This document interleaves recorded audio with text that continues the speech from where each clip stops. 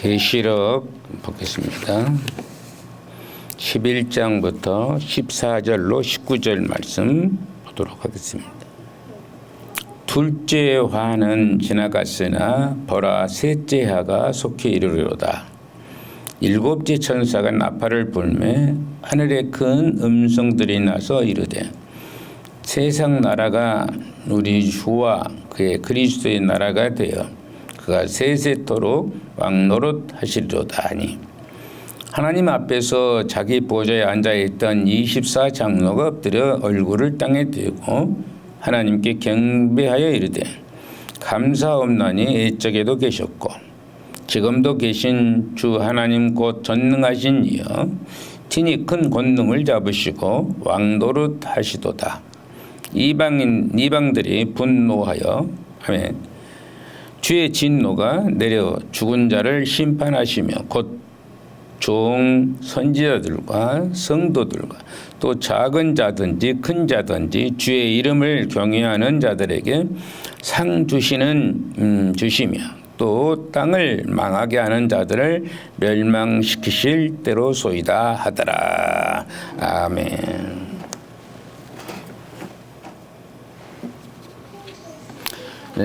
일곱째 나팔에 대해서 말씀을 생각을 합니다. 하여튼 시간이 이렇게 이제 많이 이제 남아서 그 일곱째 나팔 벌써 11장이 이제 끝나게 되고 올해가 가기 전에 11장이 끝나니까 반나가 이렇게 반이 끝나게 되는 것이죠. 이제 내년까지 하면은 이제 충분히 22장까지 이렇게 볼 수가 있지 않나 이렇게 생각합니다. 일곱째 나팔로 전 우주의 진짜 권력가가 누구인지에 대해서 여실히 보여주고 있는 것을 볼 수가 있습니다.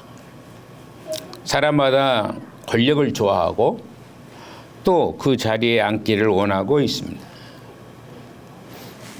안 된가요? 안 돼? 돼요?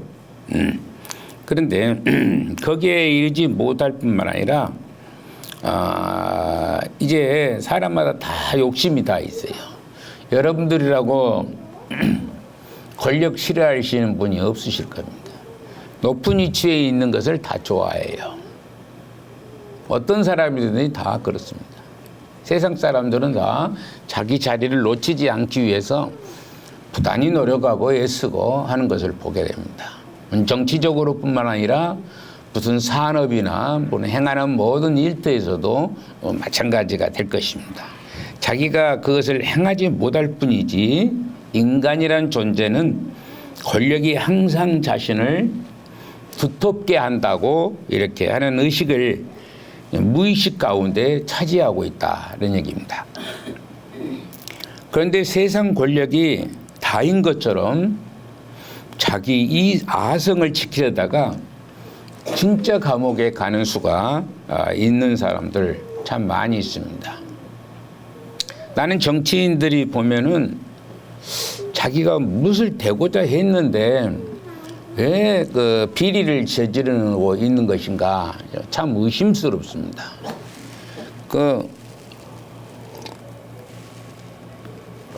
전혀 걸리지 않는다고 생각하니까 아마 그러는 것 같아요. 근데 요즘에 보면은 누가 찍었는지 알 수 없고 누가 그것을 녹음했는지 알 수 없지만은 그런 모든 것들이 다 드러나고 있는 것을 볼 수가 있어요. 증인들이 나타나게 되고 그러는 것입니다. 그런데 세상 권력이 다인 것처럼 이렇게 하더라도 결국에는 이제 그들이 잘못되는 길로 가다 보면은 감옥에 들어갈 수밖에 없는 것이고 그런 것을 보게 됩니다. 그래서 이것은 선한 싸움이 아니고 자기 중심적인 싸움이 될 수밖에 없기 때문에 그러는 겁니다. 내한테 유익하면은 죽기 아니면 살기로 싸우는 것을 볼 수가 있어요. 근데 내게 유익이 오는 거예요. 그로 말미암아. 그래서 죽지 살기 안 싸우는 것을 봅니다. 그래서 쟁취하려고 예를 씁니다. 이제 일곱째 나팔을 불게 되면은 세상 나라가 우리 주님과 그리스도의 나라가 되어서 그분께서 세세토록 왕노릇 하신다, 이렇게 말씀을 합니다. 성경에서는 누가 왕노릇 하냐? 바로 예수 그리스도께서 왕 중의 왕이라, 이렇게 얘기합니다. 왕 중의 왕이라고 말씀하고 있는 것을 볼 수 있어요. 원래 주인 되신 분이 누구시냐? 바로 예수님이십니다. 예수님이 원래 주인이신데 그동안 많은 어려움과 시련과 그 공고함과 십자가에 죽으시기까지 고난을 당하시고, 어떤 교회는 예수님이 지옥 강화라는 게 있어요. 지옥 강화. 지옥 강화라는 게 비하에 보면은, 그 예수님의 비하에 보면은 지옥 강화가 있어요. 예수님이 지옥에 갔다, 그 얘기를 했어요. 지옥에 십자가에 죽으시고 죽으실 때 지옥에 가서 말씀을 선포했더라. 그래서 베드로 사도가 얘기를 해요. 근데 그게 굉장히 어려운 문제입니다.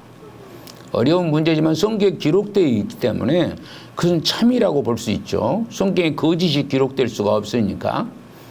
근데 지옥 강화를 했다고 해서 쫓겨나는 목사님도 있어요. 우리 노예 안에 있다고 그래요.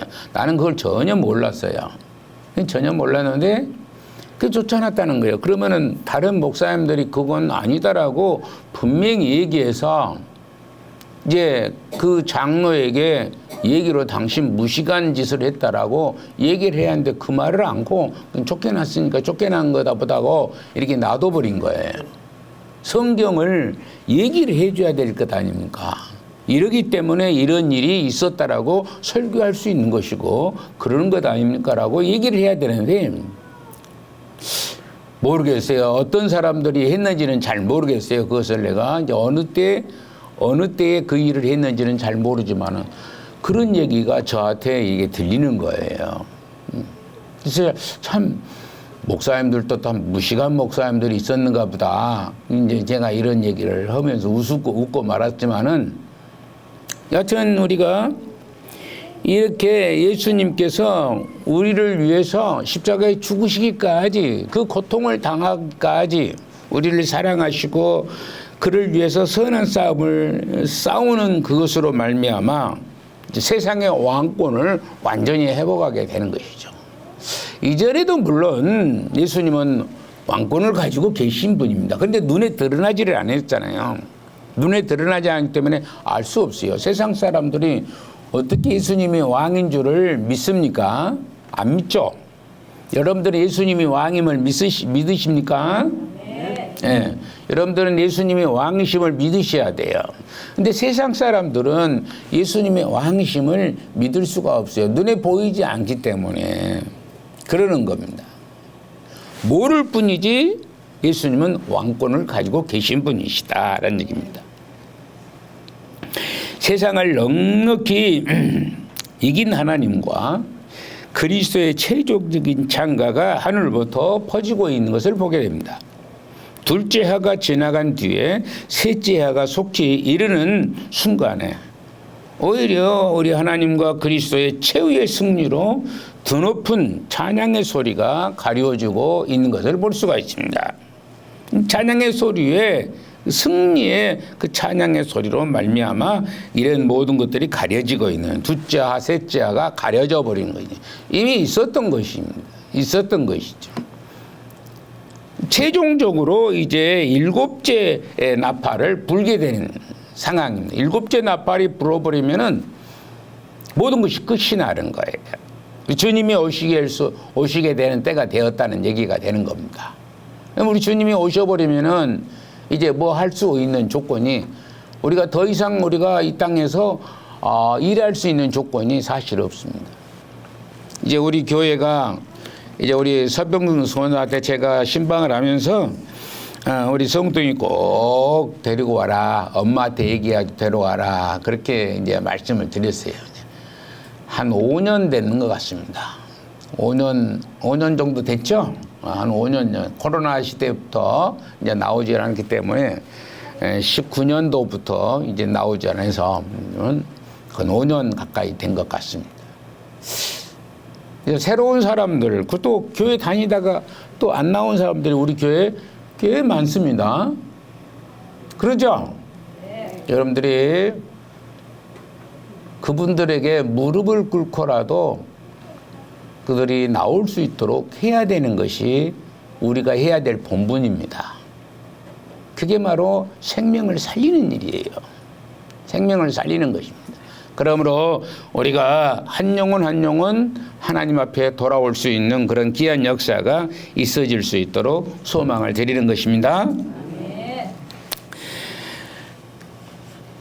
창세기 3장 15절에 이미 말씀을 하셨는데 여자의 후손은 내 머리를 상하게 할 것이요 라고 얘기합니다. 세상 나라가 하나님의 나라가 될 것을 미리 보여주시고 있는 것이죠. 세상 나라가 하나님의 나라로 완전히 탈바꿈하게 된다는 것을 말씀하고 있는 것입니다. 그런데 실질적으로 지금까지도 하나님은 왕으로서의 일을 다 하시고 있었습니다. 그분께서는 실질적으로 이 땅에서 또 하늘에서 왕권을 행사하고 계신 거예요. 제가 가끔 수요일 밤에 나오신 분들에게 얘기를 하죠. 지금도 여전히 예수님은 왕이시고 그리고 지금도 세상을 통치하고 계시고 세상 통치하신 분이 누구시냐? 하나님이십니다. 예수님이십니다. 근데 저와 여러분들은 그 통치를 느끼는 분이시고 저쪽에 있는 사람들은 다만 느끼지 못할 뿐이지 예수님께서 왕권을 가지고 세상을 통치하는 거예요. 만약에 예수님께서 통치하지 아니하신다라면은 세상 사람들은 다 죽고 말아버릴 것이죠. 순식간에 없어져 버릴 것입니다. 예수님께서 그들을 그래도 보호하시고 감찰하시고 인도해 나가시는 것을 보게 되는 것입니다.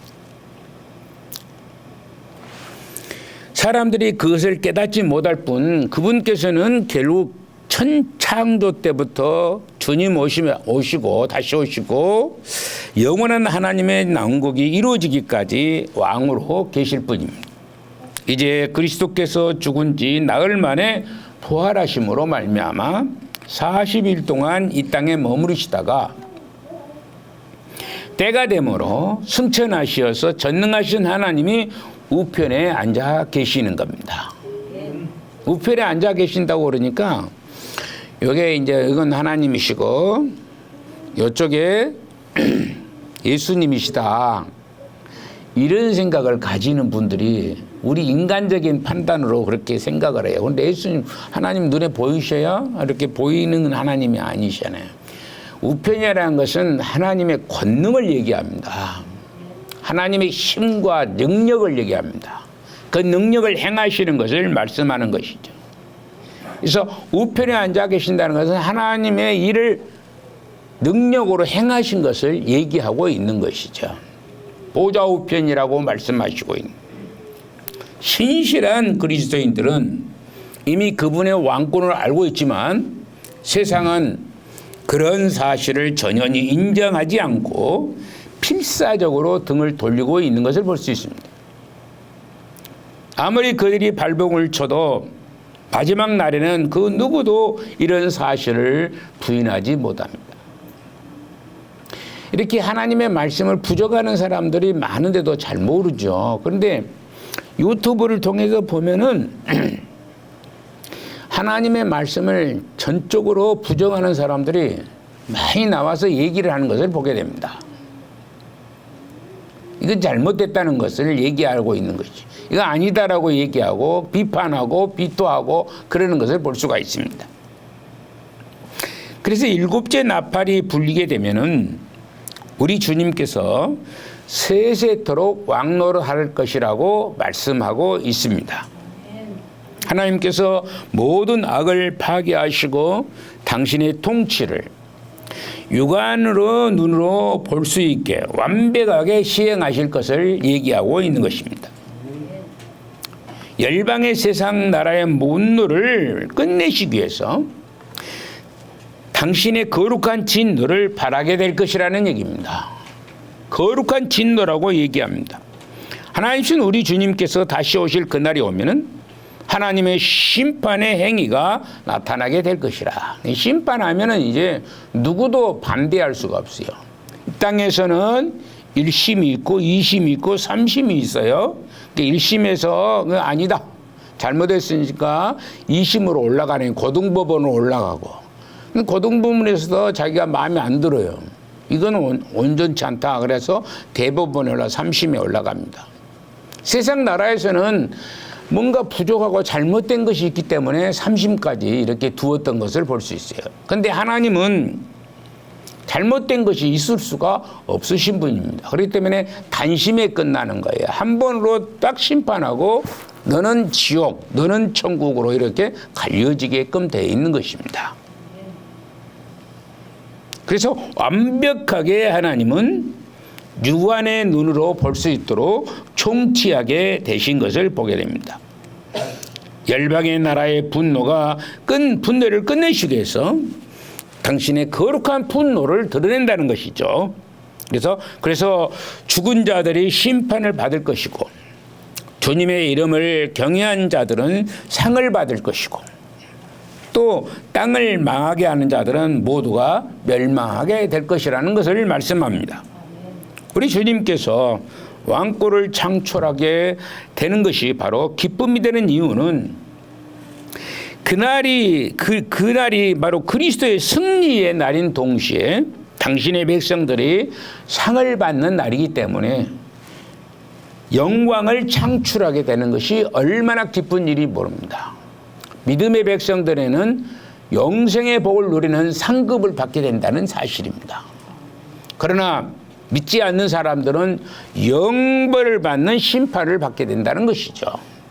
예. 그렇기 때문에 우리 모든 성도들은 여러분들의 가정에 하나님을 믿지 않는 자녀들이나 남편들 또는 이웃들, 이런 사람들에게 단호하게 얘기할 수 있는 심판과 멸망이 있다는 것을 얘기해야 됩니다. 지옥에 가는 것을 말씀할 수 있어야 돼요. 그리고 또한 잘못 믿는 자들도 마찬가지입니다. 교회 생활을 한다 할지라도 다 천국 간다면 얼마나 좋겠습니까? 그러나 그렇지 않습니다. 예수님을 온전히 믿지 아니한다면 그건 이루어질 수가 없는 것입니다. 하나님은 상 주시기를 기뻐하시는 분입니다. 자기 백성들에게 상 주시기를 기뻐하시는 것이 하나님의 본분인 것입니다. 우리가 상 줄 때 얼마나 기쁜지 모릅니다. 교회에서도 가끔 가다가 이렇게 무엇을 나눠주는 경우가 있지 않아요. 성탄절에나. 그러면은 제 마음이 흐뭇해요. 상도 좋은 것을 주면 더 좋아요. 내가 보기에 저거 가지고 상이다 건다냐 그러면 마음이 아플 때가 있어요. 별것도 아닌데 저것을 상이라고 얘기한다 그러면은 마음이 아프더라고요. 좀 풍성하게 주면은 우리 교회가 참으로 든든히 세워졌구나. 그래서 기쁜 마음이 오는 거예요. 상 주는 사람도 기쁘고, 어떤 사람도 기쁩니까? 상을 받는 사람도 행복하고 그러는 것입니다. 바로 우리 하나님 앞에 우리 하나님께서 기뻐하신 우리의 상을 주시니까 하나님은 기뻐하시고, 또 우리는 그 상을 받으니까 정말로 황공하고 감사하고 영광을 돌릴 수밖에 없는 것입니다. 믿음으로 나아가는 모든 자들은 그날 하나님께서 상을 받게 하시고 베푸시는 상을 누리게 될 것이라는 것입니다. 믿는 사람 모두는 다 그렇다는 거예요. 근데 믿지 않는 사람들은 어쩌냐? 그 반대가 되어버린 것입니다. 여러분들 올림픽에 나갔던 사람들 중에서 메달을 따고 온 사람들은 고개를 착 쳐들고 두 손을 들고 귀향을 합니다. 김포공항 인천공항에 탁 들어올 때 굉장히 두 손을 들고 환희에 차서 들어옵니다. 왜 그럽니까? 그들이 상을 받았기 때문에 그렇습니다. 그런데 동메달, 금메달, 은메달을 받지 못한 사람은 히치꾸리 해가지고 고개 푹 숙이고 들어옵니다. 그렇습니까? 안 그렇습니까? 그런데 그런 게 많이 보이잖아요. 이 상을 받으면 얼마나 기쁜지 모릅니다. 얼마나 기쁜지 모르요. 그래서 상 주실 분이신 하나님을 바라보며 기뻐하며 즐거워하며 소망 중에 살기를 간절히 바라는 것입니다. 그래서 실상은 이 상은 우리가 쟁취한 공로의 대가는 아닙니다. 우리가 열심히 무슨 일을 했기 때문에 상을 주시는 것은 아닌 것입니다. 우리가 받을 상은 주님의 은혜의 부상이라는 것이죠. 이번에 김도영이라는 야구 선수가 있어요. 21살밖에 안 먹었어요. 21살밖에 안 먹었는데 그 야구에서 제일 최고의 상을 받았어요. MVP라고. 최고의 상을 받았는데 뭘 부상으로 받았느냐 그러면은 차가 얼마짜리 뭔데 하면 내 생각에는 1억이 넘을 것 같아요. 우리나라에서 제일 좋은 차답니다. 우리나라 제일 좋은 차를 부상으로 받은 거예요. 그러니 그 부상으로 받는 그 즐거움과 행복과 기쁨은 얼마나 크겠습니까? 이제 MVP라는 그런 엄청난 그런 일을 했음에도 불구하고 아무것도 상이 없다면은 시구지기리 하지 않겠어요. 근데 그 상까지 받았으니 얼마나 행복하겠습니까? 다음에는 더 잘하겠다는 그런 각오를 가질 수밖에 없는 그런 이치가 되는 것입니다. 그래서 우리가 하나님의 은혜의 보상을 받는 거예요. 우리가 무엇을 잘해서가 아니라 실은 우리 김도영이라는 친구는 자기가 잘해서 그렇게 열심히 해서 상을 받았어요. 그러나 저와 여러분들은 우리가 뭔가 잘해서 이렇게 상을 받는 거 아니라 따라합시다. 예수 그리스도를 나의 주인으로 믿으며 섬기는 대가입니다. 여러분들이 섬기는 거예요. 예수 그리스도의 공로로 말미암아 우리가 상을 받게 되는 것이요. 뭐 다른 것 없어요. 섬기는 것, 믿는 것, 그것 말고는 다른 것 없습니다. 자, 그렇다면은 매주 1억짜리 헌금을 한 사람하고 매주 1,000원짜리 헌금한 사람하고 누가 더 큰 상을 받을까요? 1억씩 한 사람이 더 큰 상을 받을 것이죠. 그러겠습니까? 전혀 아니올시다입니다. 전혀 아니올시다예요. 하나님의 은혜 속에서 돈이 없는 사람은 못하는 거예요. 그러잖아요. 하나님께 안 주셨어 하지 말라고 안 주신 사람은 안 하는 겁니다. 꼭 거기서 빚이라도 얻어가지고 옛날 사람들은 그랬어요. 옛날 목사님들 보면은 그걸 굉장히 자랑으로 여겨요. 누구한테 빚을 얻어서 교회 건축원금을 했다. 근데 또 하나님이 또 갚아주시기는 아쉽니다. 저희 모교에 어떤 장로님이 있으신데 그분은 교회 그때 당시 5억인가 되는 돈으로 예배당을 지었어요. 그때 5억이라면은 지금은 근 70억 정도 되지 않나 이렇게 볼 수 있어요. 그때 당시 5억. 보통 한 40년, 50년이 다 되었으니까 그때 5억이라는 거지. 그때 애들 중고등학교 교사 봉급이 3,000원, 4,000원, 아니 2만 원, 3만 원인가 했을 때 했습니다. 그렇기 때문에 굉장히 큰 것이에요. 그런데 그걸 빚을 얻어서 이제 자기 집을 담보로 해서 빚을 얻어서 이렇게 채우시더라고요. 근데 그 집이 없어졌느냐? 그러면 없어지지 않고 지금도 여전히 그 집에서 살고 있는 것 같아요. 잘 모르지만은 하나님께서 다 채워주시는 것을 볼 수가 있죠. 그런데 지금 제가 여러분들에게 집 보증 잡아서 그렇게 하라는 얘기가 아니에요. 그렇게 하면은 지금은 잘못된 신앙관입니다. 내게 주시는 것만큼 하나님 앞에 드리기만 하면 되는 거예요. 감사한 마음으로. 하나님 이렇게 감사합니다. 내게 올해도 이렇게 나에게 은혜를 주셔서 고맙습니다 하는 고맙다는 배려로 하나님 앞에 감사하는 삶이 돼야 되는 것입니다.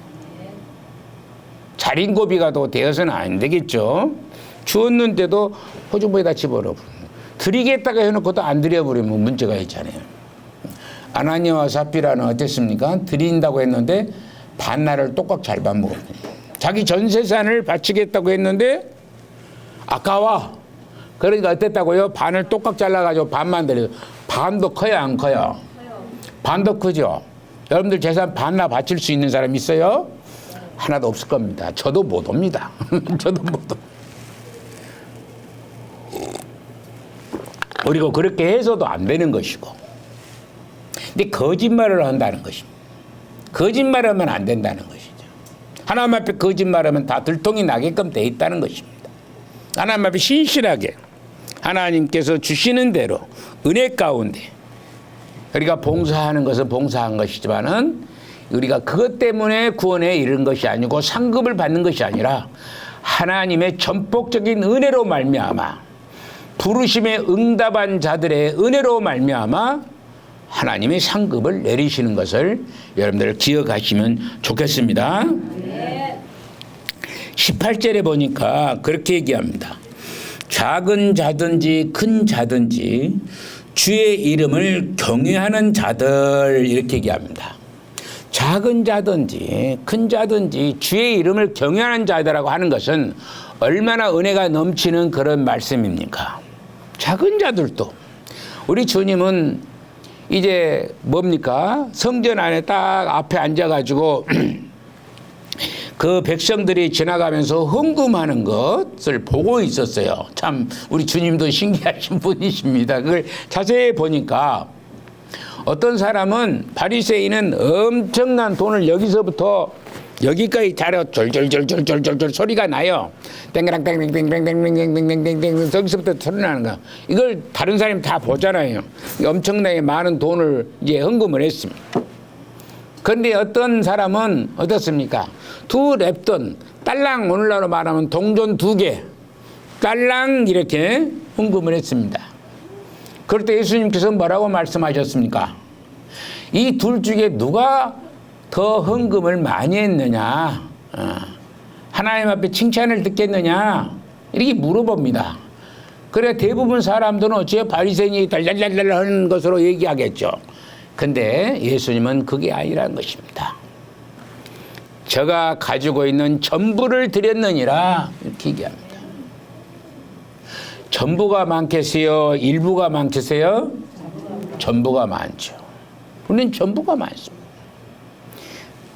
내 100원이 더 훨씬 더 크고 여러분들의 10,000원이 훨씬 더 적습니다. 내게는. 그러죠? 그러잖아요. 그런 것입니다. 여러분들 그런 것들이 그는 작은 자든지 크다든지 주의 이름을 경외하는 자들을 우리 하나님은 칭찬하시고 그들에게 은혜를 베푸시는 것을 볼 수 있습니다. 이것은 앞에서 일하는 자들뿐만 아니라 뒤에서 주님의 일이 되도록 남몰래 기도하고 있었던 사람들도 상을 받게 될 것이라는 것을 말씀하고 있는 것입니다. 어린 양이 인도하는 대로 따라가는 모든 양들이 어린 양이 어디로 인도하든지 어린 양이 누구십니까? 예수 그리스도를 가리켜서 어린 양이라고 합니다. 이 예수 그리스도께서 어디로 인도하든지 따라가던 모든 양들이 그날 잔치에 참여하게 됩니다. 우리를 가리켜서 모든 양으로 비유하고 있는 것입니다. 예수님이 인도하는 대로 따라가는 것입니다. 그 입에 거짓이 없고 흠이 없는 자들 모두가 누릴 최후의 보상이라는 사실입니다.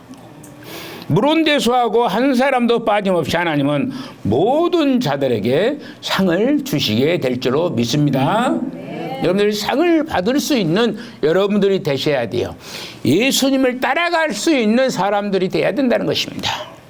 그러므로 우리가 끝까지 신실을 해야 돼요. 끝까지 예수님을 따라가야 돼요. 가다가 삼천포로 빠져버리면 된다고요? 안 되는 것입니다. 끝까지 주님을 따라가는 자가 돼야 된다는 것입니다.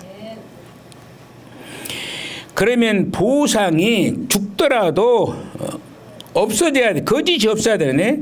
죽더라도 이제 기다려 있어야 되는 그 보상이 기다리고 있습니다. 아무도 그 멸령관을 빼앗아가지도 못하게 되는 것입니다. 친히 권능을 잡으시고 왕노릇할 때에 물은 대손하고 상 주실 분이 기다리고 계시는 것입니다. 교회사에 빛나는 사람들에게만이 아니라 이름도 빛도 없이 신실하게 주님의 이름을 위해서 헌신한 자들에게 하나님의 보상은 분명히 따르게 되어 있습니다. 여러분들은 여러분에 걸맞게 도가 지나치지 않냐고 여러분들에게 걸맞게 하나님 앞에 신실하게 충성을 다할 수 있는, 그래서 우리 주님이 잘하였도다 칭찬을 아끼지 않는 그런 사람들이 다 되어서 일곱째 나팔이 불 때에 여러분들이 다 같이 구원의 대상에 속할 수 있는 그런 복된 성도들이 다 되기를 주님의 이름으로 간절히 축원을 드리는 것입니다. 거룩하시고 사랑이 많으신 우리 아버지 하나님.